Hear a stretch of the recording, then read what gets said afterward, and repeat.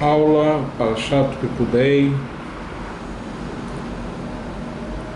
quarta aula Yom Revi, quarta-feira.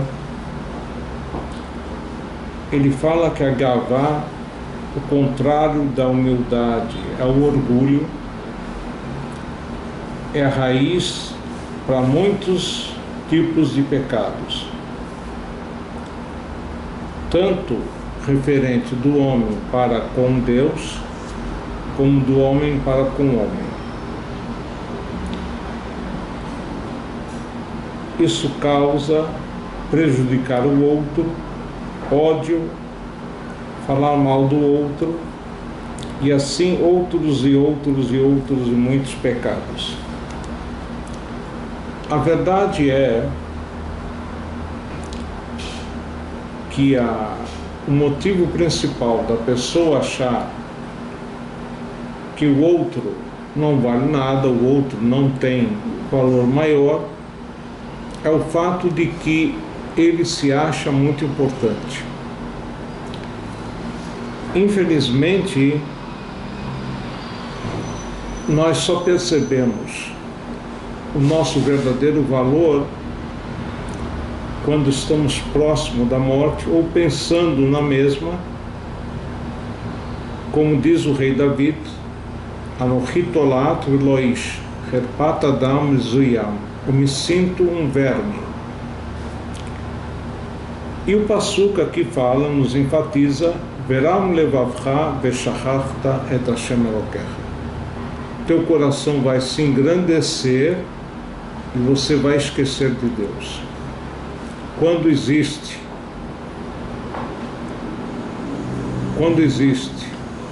a situação da pessoa se sentir orgulhosa, ele é capaz de esquecer até de Deus. Na verdade, isso não ocorre no primeiro passo, no primeiro momento. Como o Talmud Shabbat enfatiza, assim é a maneira do Yetzer Hara de proceder. Hoje ele te diz, faça uma coisinha pequena, um pecado pequeno. Depois ele lhe diz, faça um pecado maior, e assim por diante, até ele pedir para você cometer pecados graves, inclusive idolatria. E na verdade ele fala aqui que o ato da pessoa se sentir orgulhosa é uma pequena idolatria, mas é uma idolatria pessoal, quando ele acha que ele merece um tratamento especial, enfim, como se fosse lo aleno, um ídolo. Ele diz aqui, aquele que tem Gassut Haruach, arrogância, é denominado de um sujeito abominável, como diz Toivat Hashem Kol Gvalev, abominação de Deus, todo aquele que é arrogante.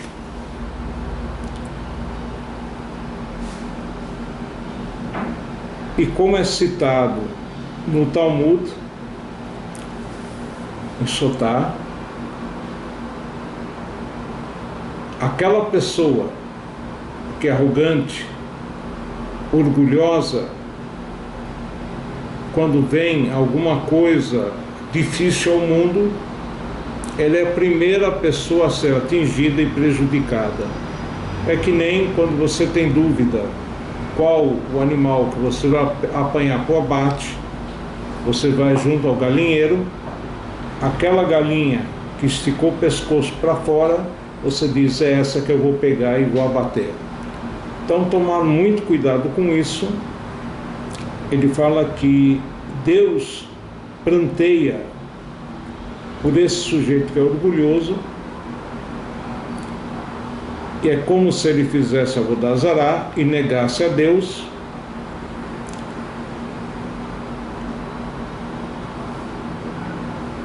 O fato é, aquele que é orgulhoso, no final diminuirá, perderá seu valor, enfim, e perderá seu mundo. O importante é, Deus não gosta do orgulhoso,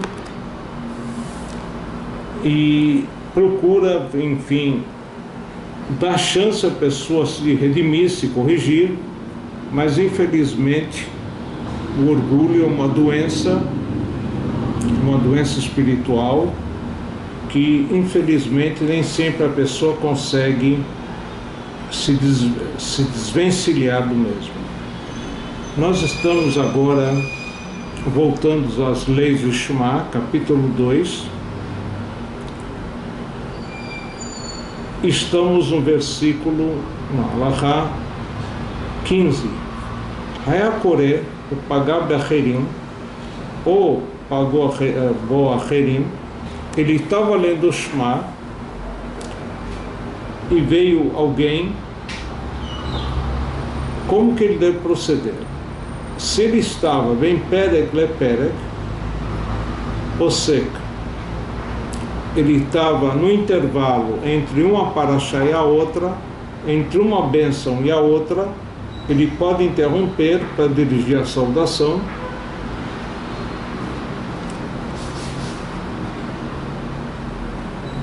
Agora, ele dirige a saudação para aquela pessoa que requer, vamos dizer assim, uma honraria especial, por exemplo, os pais, um mestre, um rabino, enfim, e responde a saudação para uma pessoa que dirigiu a ele uma saudação, mesmo sendo uma pessoa simples. No entanto, se ele se encontrar no meio da bênção ou no meio da paraxá, no meio do trecho, daquele trecho do Shema, ele só pode dirigir uma saudação a uma pessoa que ele tem medo, se não fizer, essa pessoa pode lhe fazer mal, e pode responder a saudação de alguém que lhe deva uma certa honraria especial. Hoje em dia, a Alahá é diferente. A partir de uma certa época, as pessoas lomakpidim, elas não são rigorosas para que os outros interrompam a leitura do Shema, ou mesmo nos intervalos, para responder uma saudação ou dirigir uma saudação. Então, na prática, só em situação de perigo, devemos dirigir uma saudação ou até responder uma saudação. Ele fala, Seiv Yuzain, estamos no parágrafo 17, são esses intervalos que ele pode, em certas circunstâncias, dirigir uma saudação, enfim, responder uma saudação entre a primeira bênção e a segunda, entre a segunda bênção e o começo do Shema, entre o Shema Behayan Shamoa, que é o primeiro e o segundo trecho do Shema, Ben Behayan Shamoa Levayomer, entre o segundo e o terceiro. Aqui ele não fala em relação ao final do Shema e a praha posterior ao Shema, Emet Veyatziv. Por quê? Porque naquele pedaço é incorreto interromper, a menos que haja um perigo, enfim, como nós falamos,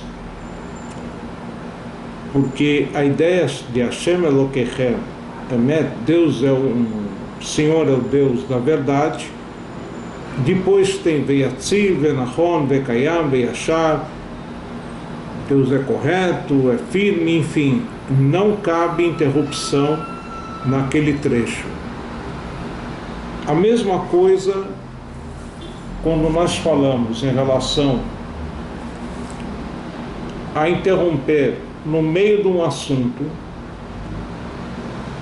por exemplo, para responder a uma saudação, no caso de alguém que merece uma honraria, seu mestre, seu pai, sua mãe, ele não pode interromper durante a leitura do primeiro versículo Shema Israel e do segundo versículo, Baruch Shem Kevod, que é dito em voz baixa.